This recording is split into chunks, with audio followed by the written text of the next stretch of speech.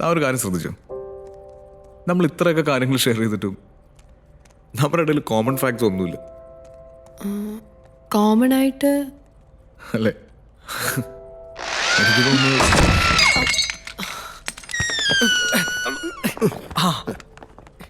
Sorry സൂര്യ, അല്ല വിജയ് ഒന്ന് പേടിച്ചു അല്ലേ? ഇല്ലെങ്കിൽ ഞാൻ ഇറ്റ്സ് ഓക്കെ.